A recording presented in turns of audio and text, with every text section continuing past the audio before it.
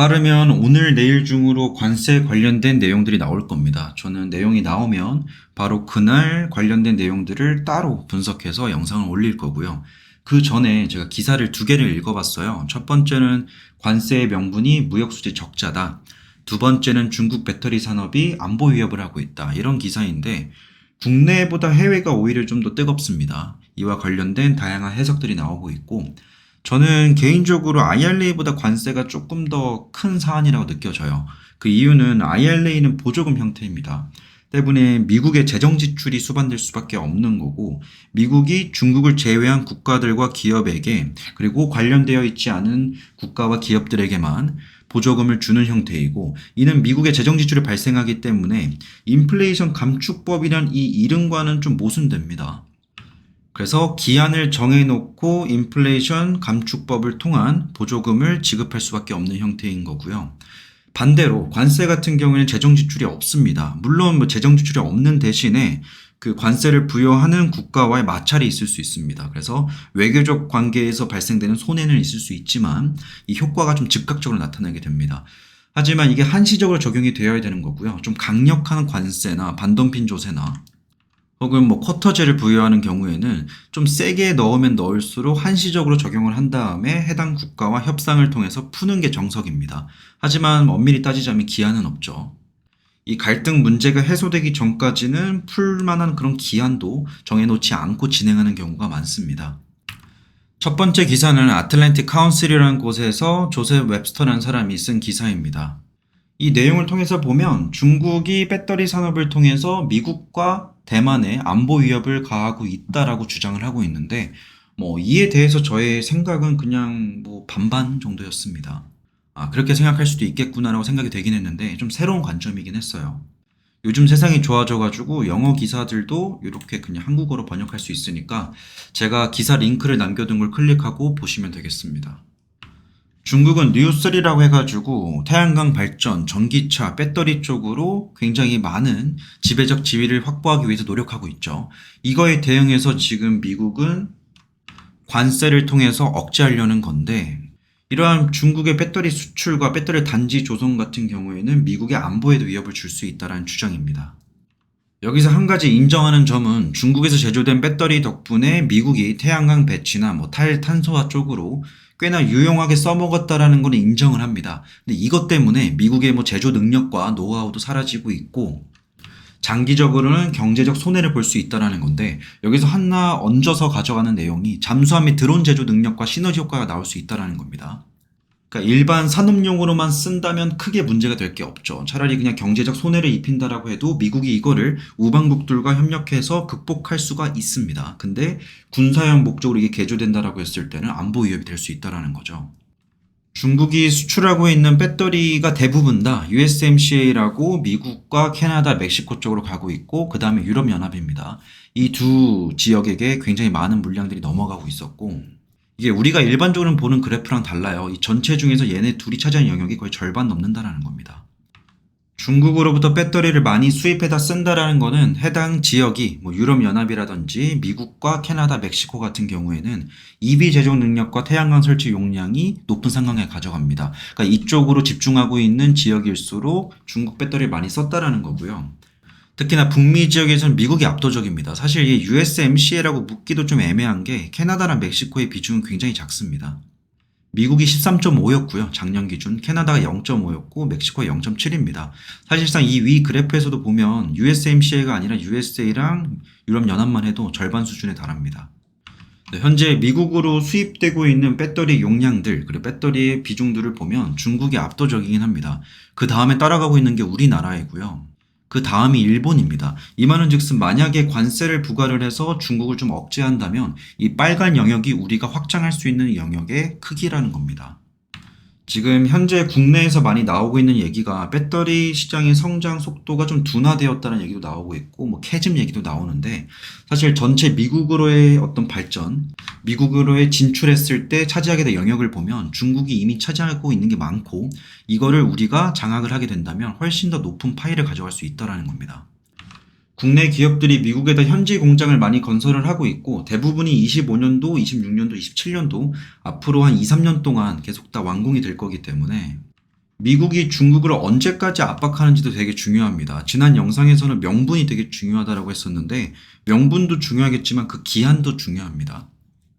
명분이 중요한 거는 중국의 반응을 보기 위해였던 거고 기한이 중요한 거는 우리가 얼마나 시간을 가지고 있는지가 중요하기 때문인 겁니다. 오랫동안 강하게 압박해 줄수록 우리가 가져가게 될 기회가 더 많아지겠죠. 전체적인 비중이 높다라는 것은 미국이 중국에게 의존하고 있다는 겁니다. 이 의존도를 줄이기 위해서 우리나라와 일본 기업들을 키워주고 있는 거고요. 네, 아시겠지만 이제 배터리 같은 경우에는 전기차로 쓰냐 아니면 ESS 쪽으로 쓰냐로 나눠지는데 지금 대부분의 중국산 배터리는 ESS 쪽을 쓰고 있습니다. 이거 덕분에 미국도 조금 편하게 진행한 것도 맞긴 한데 그들이 두려워하는 건 이게 장기화되었을 때는 경제적 이익이 훼손될 수 있다. 걱정하고 있는 거죠. 근데 아마 경제적 이익이 좀 훼손된다는 선까지는 미국도 그냥 용인했을 겁니다. 근데 지금 미국이 인식하고 있는 거는 이게 단지 경제적 이익뿐만 아니라 경상수지가 적자가 나오든 말든 이것보다 더 큰 문제는 배터리 단지의 보안 위협입니다. 보안 위협입니다. 최근 전쟁의 양상을 보면 드론을 통해서 자살용 드론도 쓰고 우크라이나와 러시아 전쟁에서도 이 드론의 역할도 굉장히 많이 보였고 최근 발생했었던 드론 전쟁, 중동 지역 내에서 있었던 것도 드론의 역할이 굉장히 컸죠. 이것뿐만 아니라 잠수함에도 쓰고 있는데 리튬이온 배터리를 활용한 잠수함을 지금 쓰고 있는 국가가 유일한 게 일본입니다. 이러한 기술들을 모방해서 중국도 따라가지 않을까 이러한 걱정을 지금 미국이 하고 있는 겁니다. 빠르면 오늘 내일 중으로 발표가 될 텐데 바이든은 이러한 내용도 말할 수 있지 않을까 싶어요. 안보 위협이 되고 있다 때문에 우리는 이러한 관세를 부과하는 게 타당하다 이렇게 주장할 수도 있어 보입니다. 두 번째 기사는 인베스터 비즈니스 데일리라는 것인데요. 이것도 링크를 남겨놓을 겁니다. 이것도 번역을 해서 쉽게 좀 보면 이미 25% 관세를 부과하고 있는 상황에서 중국산 전기차가 미국으로 넘어오는 건 쉽지가 않습니다. 때문에 중국은 이걸 우회하기 위해서 멕시코 쪽을 통해서 우회하려다가 또 걸려버렸죠. 근데 25%에서 100% 늘린다는 거는 이미 25% 수준에서도 효과가 있는데 더 늘린다는 거잖아요. 원천 봉쇄를 하겠다는 뉘앙스로 보입니다. 그러니까 25% 했을 때 그래도 중국 애들이 기어 들어오더라. 그렇기 때문에 우리가 100% 하겠다가 아니고 25% 해도 효과가 있긴 한데 우리는 이거보다 더 강력한 조치를 취할 거다라는 뉘앙스로 보입니다. 그래서 제가 궁금한 거는 이 강도보다는 조금 더 범위에 집중을 합니다. 그러니까 25% 부과하는 것과 100%의 차이는 관세가 4배 된다라는 것보다 미국이 얼마나 원천 봉쇄를 할 것인가가 더 중요한 사안으로 여겨집니다. 실제로 초기에 IRA가 나왔을 때도 그냥 중국산 전기차를 봉쇄하겠다, 중국산 전기차는 보조금 안 주겠다라고 얘기를 했었는데 그 이후로 세부 법안이 나왔을 때 양상을 보면 중국산 광물을 쓰거나 부품 몇 % 이상 쓰면 보조금 안 준다 이런 식으로 네임이 바뀌었죠. 이번 관세도 그런 식으로 디테일을 살려서 나오지 않을까 그 생각을 하고 있습니다. 아까 이전 기사에서 보여드렸다시피 중국산 전기차 배터리가 공급망의 70%를 장악하고 있습니다.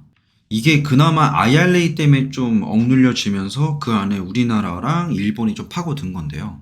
이게 또 시간이 지나니까 중국산 전기차와 배터리 시장이 조금 더 다시 또 압박을 해오고 있습니다. 이 시기에 또 관세가 나오고 있는 건데 근데 여기서 또 다른 포인트는 미국에서는 극심한 인플레이션이 발생을 했고 상대적으로 미국의 구매력은 떨어졌는데요. 반면에 중국은 저가 자동차를 공략을 하면서 오히려 중국산 전기차 및 배터리에 대한 수요를 자극시켰다는 겁니다.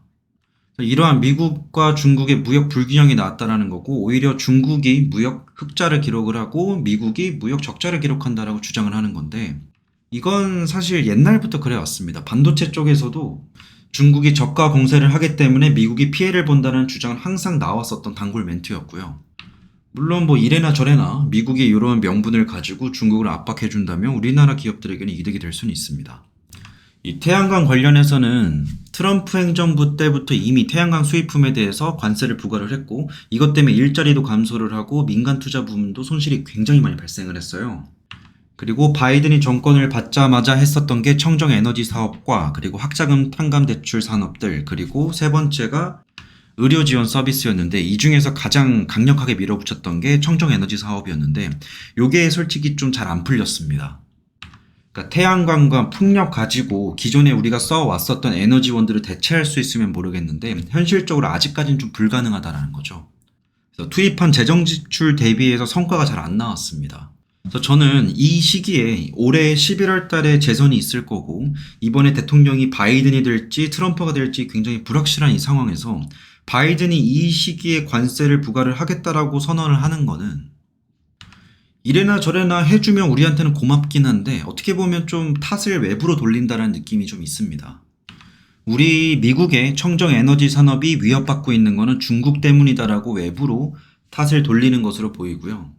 제가 예상하는 바이든이 발표하게 될 명분은 크게 세 가지 정도 됩니다. 오늘 말씀드렸던 안보 위협 첫 번째, 두 번째로는 경제적 손실, 세 번째는 자국 산업과 우방국들 산업을 보호하겠다라는 명분인 건데 이 셋 중에 하나든 두 개든 나오면 좋을 것 같고요. 이 세 가지 말고 다른 어떤 새로운 명분이 있다. 그리고 그 범위가 확정이 된다라고 했을 때는 이게 저는 오히려 IRA보다 조금 더 큰 타격을 줄 수 있을 거라 봅니다. 앞서서 보셨다시피 중국이 전 세계 전기차 시장 및 배터리 시장에서 차지하고 있는 영향은 굉장히 큽니다. 중국이 믿고 마음에 안 들고 꼴보기 싫은 것과는 좀 별개로 중국이 전 세계 시장에서 차지하고 있는 영향력 자체는 굉장히 큽니다. 그리고 그에 비해서 우리나라가 지금 차지하고 있는 영역은 굉장히 작고요. 근데 이 말은 즉슨 다르게 해석을 해보면 우리나라가 쟁취할 수 있는 영역과 기회는 아직 열려있다는 것으로 전 해석이 됩니다. 최근 시장의 분위기가 성장률이 둔화되었다, 캐즘도 있다 라는 얘기가 당장 25년도, 26년도에 공장들이 완공되면서 양산이 시작되기 직전 연도인 24년도에 굉장히 많이 나오고 있는데 사실 무엇을 생각하든 어떤 방향으로 생각하든 투자자의 생각이 맞습니다. 정답은 없는 거니까요. 하지만 저는 이러한 혼돈기에 이번 관세 관련된 멘트들이 어떻게 보면 전환기가 될 수 있다라고 생각을 합니다. 굉장히 큰 전환점과 그 구심점이 되어서 전 세계 시장을 주도하고 있는 미국과 유럽, 중국이 어떠한 방향성을 가져가고 있는지를 보여주는 것 같습니다. 오늘 영상은 여기까지고요. 오늘 내일 중으로 관세 관련돼서 세부 사항들이 나오게 된다면 관련된 내용들을 또 한번 분석해서 올리도록 하겠습니다. 오늘 영상 여기까지입니다.